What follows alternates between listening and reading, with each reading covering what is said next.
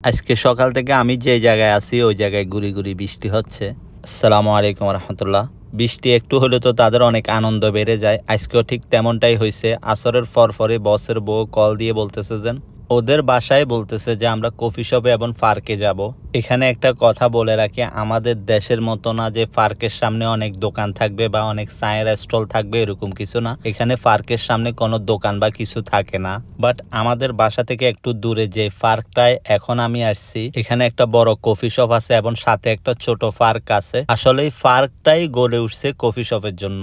এখানে বৃষ্টি আসলে মানুষকে কি পরিমাণ দুর্ভোগে পড়তে হয়। এটা একটা পার্কের রাস্তা, রাস্তাটার মধ্যে পানি জমে আছে, আসলে পানি নিষ্কাশনের কোনো ব্যবস্থা নাই। তাই আমি সবসময় বলি আসলে সৌদি আরবের বৃষ্টি সুখকর নয়। এখন যে ভিডিওটা দেখতেছেন এটা এখন থেকে 4 ঘন্টা আগের ভিডিও, ঠিক সেম পানি এখনো রয়ে গেছে।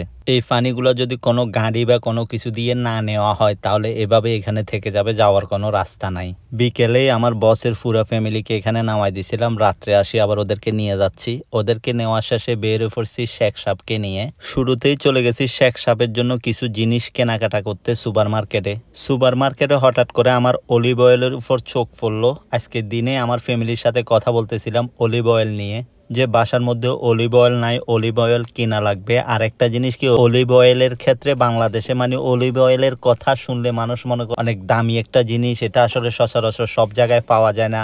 আর সৌদি আরবের ক্ষেত্রে অলিভ অয়েল সব জায়গায় পাওয়া যায় এবং সব কিছুতেও অলিভ অয়েল ব্যবহার করে। এখানকার লোকেলেরা আসলে সব কিছুতেই অলিভ অয়েল ব্যবহার করতে পছন্দ করে। দেন আমি নিজেও অলিভ অয়েল ব্যবহার করি। এক এক দেশে এক এক পণ্যের আসলে এক এক রকম চাহিদা। যাই হোক, সুপার মার্কেটের কাজ শেষ করে চলে আসলাম শোরমাতে। শোরমাগুলো রিসিভ করে নিলাম, রওনা দিছি এখন বাসার দিকে। আজকে আসলে তেমন একটা কাজ ছিল না, জাস্ট শেখ সাহেবের জিনিসগুলো নিছি, বাড়তি কোনো কাজ করি নাই।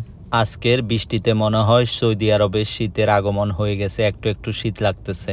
আজকের মতো এখানেই শেষ করব। সবাই ভালো থাকবেন, সুস্থ থাকবেন। আসসালামু আলাইকুম।